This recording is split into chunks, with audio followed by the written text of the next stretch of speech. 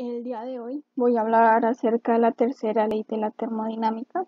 Mi nombre es Nimi Joana Usma, soy estudiante de la Universidad del Valle y estudio la carrera de Tecnología Química. Para iniciar con esta presentación, vamos a decir brevemente los principios de la termodinámica, que como bien saben, está la ley cero, que es acerca del equilibrio termodinámico. Está la ley 1, que es el principio de la conservación de la energía. La segunda ley, que es sobre el aumento temporal de la entropía. Y la tercera ley, que es la que nos corresponde, habla sobre la entropía de las sustancias en el cero absoluto. La tercera ley de la termodinámica postula que la temperatura absoluta de una sustancia cristalina pura en equilibrio termodinámico se acerca a cero cuando la entropía se acerca a cero. Dicho de otra manera, se establece que la entropía de un sistema en equilibrio termodinámico se aproxima a cero cuando la temperatura se acerca a cero. Esta figura representa la estructura cristalina perfecta de un sólido, la cual teóricamente a 0 Kelvin no presentaría ningún tipo de movimiento molecular. Sin embargo, pues alcanzar esta temperatura de 0 Kelvin actualmente es difícil y desarrollarlo pues es complicado. Esto se confirma de acuerdo al teorema de Nernst, el cual postula que es imposible alcanzar una temperatura igual a cero absoluto mediante un número finito de procesos físicos. El concepto de cero absoluto, ¿qué nos dice?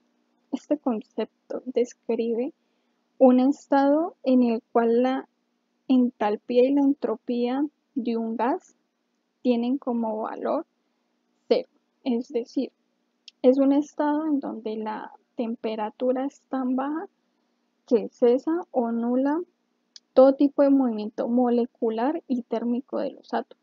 O sea, dicha temperatura es el famoso 0 Kelvin o pues en grados centígrados sería el menos 273, como se ve aquí en la figura. Se debe destacar que pues el tercer principio no plantea que las entropías sean cero a una temperatura igual a cero. Simplemente este principio indica que todos los materiales perfectos tienen la misma entropía a esa temperatura. O sea, desde el punto de la termodinámica, considerar cero este valor es solo teoría. Para entender un poco más acerca de la entropía, vamos a mirar dos ejemplos. El primero es sobre la fusión del hielo, donde pues las moléculas de agua que constituyen un cristal de hielo se mantiene rígidamente en su lugar en la red cristalina de hielo, como la imagen que tenemos acá, que pues gráficamente es la red cristalina de un sólido. Al fundirse el hielo, las moléculas de agua pueden moverse libremente unas con otras y pues dar movimientos así por todas partes. De esta manera, en el agua líquida, las moléculas individuales de agua están distribuidas de modo más aleatorio que en el sólido, como muestra aquí la imagen. O sea, se ve una dispersión de moléculas en el estado sólido, en el estado líquido, perdón, que en el estado sólido. La bien ordenada estructura del sólido ha sido sustituida por la mucho más desordenada estructura del líquido, como habíamos visto. Ya en el segundo ejemplo pasamos a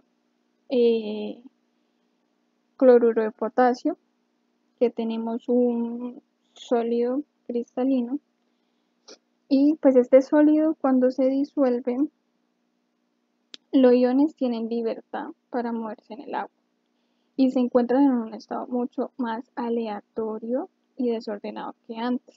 O sea, al mismo tiempo, los iones retienen moléculas de agua a su alrededor, llamadas como agua de hidratación. Estas moléculas de agua se hallan en un estado más ordenado que antes, porque ahorita pues están confinadas con el entorno pues inmediato de los iones. Por ende, esta disolución, o sea, cualquier disolución de la sal, cualquier disolución de sal implica procesos tanto de desordenamiento como de ordenamiento. O sea, es una situación peculiar. Por lo regular en estos procesos predominan es el estado de desordenamiento, de modo que el efecto global de disolver casi cualquier sal en agua es el aumento en el desorden del sistema. Esto lo podemos confirmar pues con la imagen, o sea, gráficamente está el sólido más el líquido, que pues al combinarlos ahí es donde se presenta la disolución, y al igual que con el líquido se presenta una dispersión de las moléculas y claramente se ve mayor desorden. Bien, bueno, ya bien sabemos que la entropía de un sistema pues es un indicador de su aleatoriedad o desorden. Por ejemplo, la expansión de un gas, que es una observación macroscópica, se explica mediante el comportamiento microscópico de las moléculas del gas. La entropía del sistema aumenta cuando las moléculas del gas se distribuyen en un volumen más grande. Como se observa en la imagen, claramente el comportamiento de las moléculas en un estado gaseoso. Los cambios de fase, o sea, de sólido a líquido, análogamente, también incrementan la entropía del sistema, porque se está pasando de un sistema donde las moléculas están ordenadas a un sistema donde las moléculas ya presentan un poco más de desorden. No en comparación con la del gas, que es como tope máximo. Teóricamente, a una temperatura de 0 Kelvin no habría ningún tipo de energía almacenada en movimientos moleculares como vibración, rotación y traslación. ¿Qué son estos movimientos? La vibración es el movimiento de la molécula en torno a un punto de equilibrio. La rotación, pues, es cuando la molécula gira. Y por último tenemos la traslación, que es el desplazamiento que hace la molécula al describir una trayectoria. Por ejemplo, esto ocurre en los gases cuando describen trayectorias, por así decirlo, caóticas en los recipientes que lo contienen.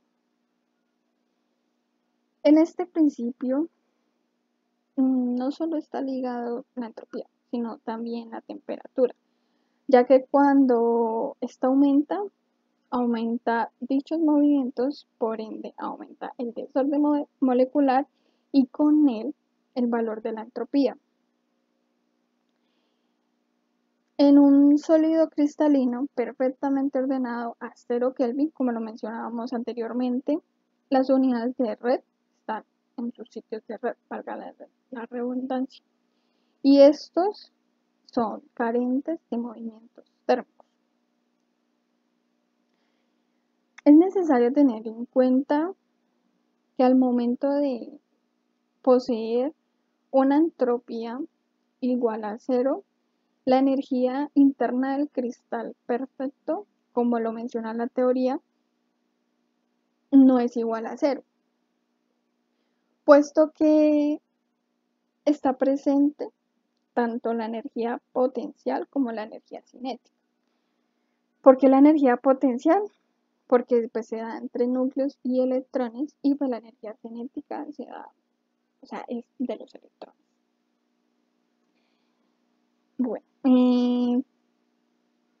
como dijimos, la temperatura está obviamente relacionada con la entropía, Y es que a medida que la temperatura aumenta con respecto al cero absoluto, los átomos o moléculas del cristal ganan energía en forma de vibración en torno a sus posiciones de red. Por ende, pues los grados de libertad del cristal aumentan. De esta manera, la entropía de la red aumenta con la temperatura porque el movimiento de vibración que hacen los átomos o moléculas están menos ordenados. Ahora, ¿qué ocurre con la entropía de la sustancia si la seguimos calentando? En la gráfica podemos ver que, cómo varía la entropía respecto a la temperatura. Vemos que la entropía del sólido continúa aumentando uniformemente al subir la temperatura hasta encontrarnos en el punto de fusión. Cuando el sólido se funde, los átomos o moléculas quedan en libertad para moverse por todo el volumen de la sustancia. Y ahí los grados de libertad adicionales de las moléculas individuales incrementan considerablemente la entropía de la sustancia. Por tal razón es que se observa este cambio brusco en el valor de la entropía en el punto de fusión. Después de que ya todo el sólido se haya convertido en líquido, la temperatura va a aumentar de nuevo y con ella va a aumentar la temperatura, como vamos viendo aquí la tendencia. Ya en el punto de ebullición se produce otro incremento brusco, ya esta vez mucho más grande, y es que este aumento pues es el resultado de un volumen mayor en el que ya se hallan las moléculas. O sea, este crecimiento del volumen significa que hubo un aumento de la aleatoriedad, como habíamos dicho antes. Conforme el gas se calienta, la entropía aumenta constantemente a medida que se almacena más energía en el movimiento de traslación de las moléculas del gas. Bueno, ahora la entropía y la probabilidad están conectadas. O sea, esta conexión entre entropía y probabilidad se reconoció por primera vez en la década de 1870 por el físico de apellido Boltzmann. Él razonó que el desorden de un estado en particular de un sistema y por tanto su entropía está relacionado con el número de posibles arreglos de las moléculas en ese estado.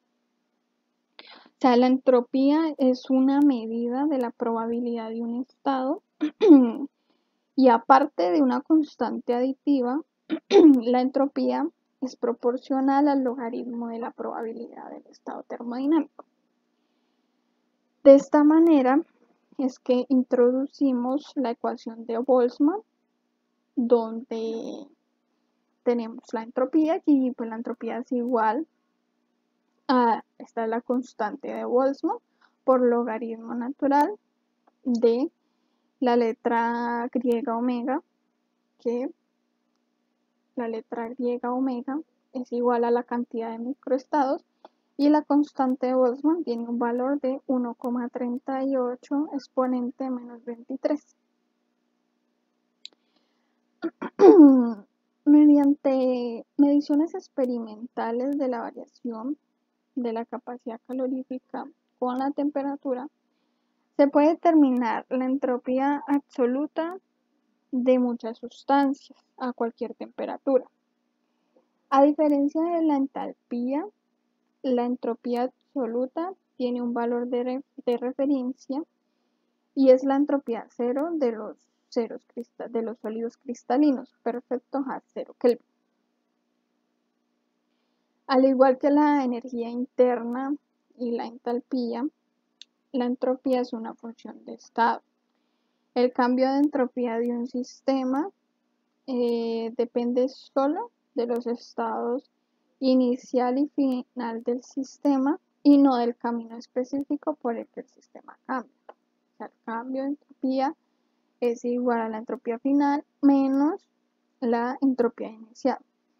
Esta ya es la entropía molar estándar, que pues la entropía es una función de estado, perdón, tiene una propiedad extensiva y pues esta propiedad es que depende de la cantidad de materia. La entropía molar estándar, o sea, el estado estándar de cualquier sustancia, se puede definir como la sustancia pura a una presión de una atmósfera. El cambio de entropía de una reacción química está dada por la suma de las entropías de los productos menos la suma de las entropías de los reactivos. Los coeficientes N y M son los coeficientes de la red de la ecuación química, y ahora más adelante vamos a ver un ejemplo. En la literatura se encuentran tablas de entropía, las cuales se suelen tabular como cantidades molares en unidades de joules sobre mol Kelvin, como esta que vemos aquí, que está entropías molares estándar de una selección de sustancias a 298 Kelvin. Entonces, estas son las condiciones normales. De acuerdo a la tabla, podemos hacer varias observaciones. La primera de ellas es que, a diferencia de las entalpías de formación, las entropías molares estándar de los elementos a la temperatura de referencia, o sea, de 298 Kelvin, no tienen valor igual a 0.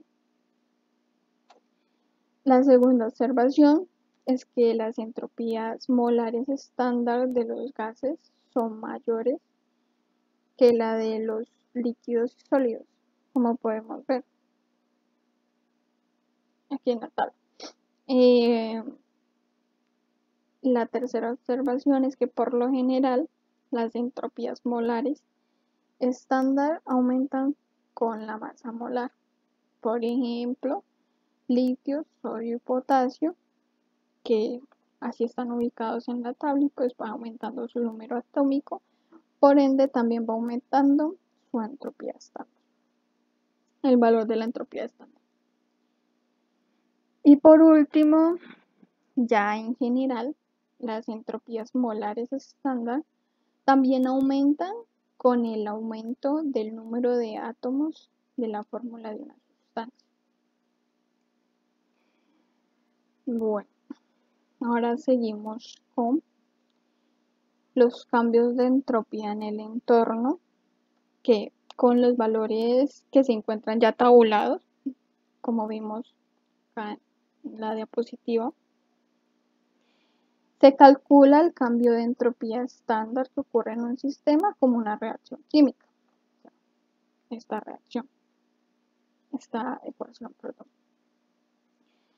En cuanto ya al cambio de entropía en el entorno, este dependerá de cuánto calor absorbe o desprende el sistema. En un proceso isotérmico, el cambio de entropía del entorno está dado por esta ecuación. Este es el calor del sistema, o sea, este calor del sistema simplemente es el cambio de la entalpía de la reacción, como vemos aquí. Y bueno, esta imagen corresponde a la ecuación de la entropía del universo, como vemos aquí, que la entropía del universo pues es igual a la entropía del sistema, que es como la reacción química que vimos en el ejemplo anterior, y la entropía del entorno, que pues es la que estamos viendo. Ahora más adelante vamos a hacer un ejemplo que involucre esta diapositiva y que involucre las entropía en las reacciones químicas. Continuando, esta gráfica lo que indica es que todo proceso reversible, la entropía del universo llega a un punto donde permanece constante. Bueno, continuando ya con el ejemplo, nos dice que calcular el cambio de la entropía estándar y el cambio de la entropía del universo de la síntesis de amoníaco a partir de nitrógeno y gaseoso a 298 Kelvin, ambos gaseosos. Aquí tenemos la reacción general. Y como solución, pues primero primero se calcula el cambio de entropía de la síntesis a partir de los elementos pues, que lo constituyen. Estos valores de entropía estándar de los reactivos y productos pues se dan en la tabla que mostré anteriormente.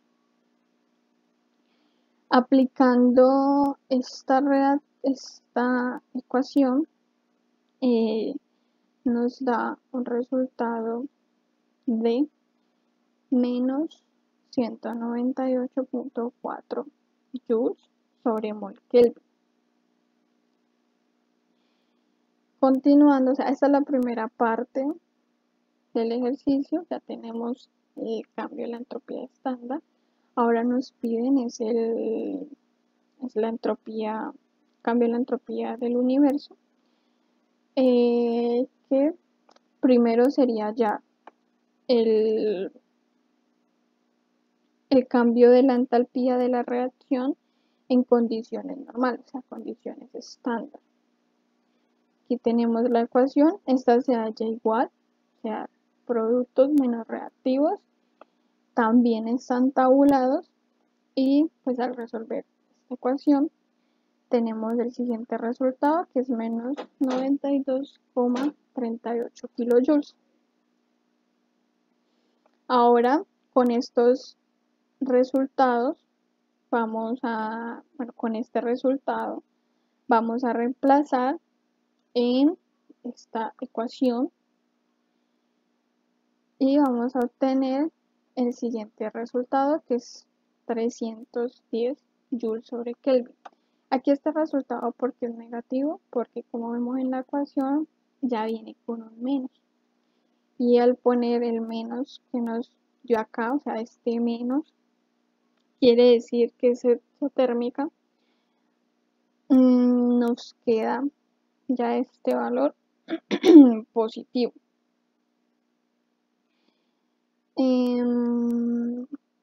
Bueno, retomando, nos dio 310 joules sobre Kelvin, y ya que al reemplazar en la ecuación del cambio de la entropía del universo, que es igual al cambio de la entropía del sistema, que es esta que obtuvimos acá arriba, más el cambio de entropía en el entorno. Esto ya nos da un resultado de 112 joules sobre Kelvin.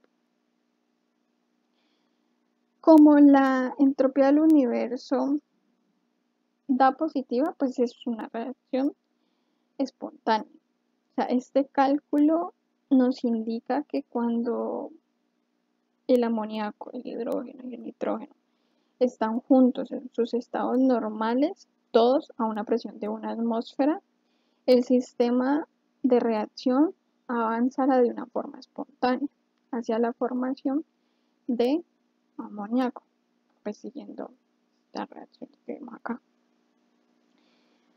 Pero sí se debe tener en cuenta que pues, los cálculos termodinámicos indican que la formación es espontánea, pues nada nos dice es acerca de la velocidad de formación del amoníaco. O sea, la velocidad de reacción ya es otro tema aparte.